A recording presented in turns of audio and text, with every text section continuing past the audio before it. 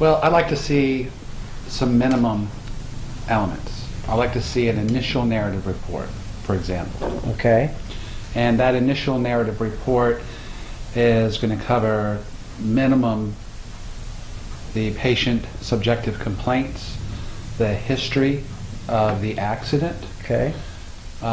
typically a prior medical history, if any, physical examination section where they've done maybe a straight leg raise and maybe it's positive. But basically examination cervical, mid, lower spine, if those were the chief complaints.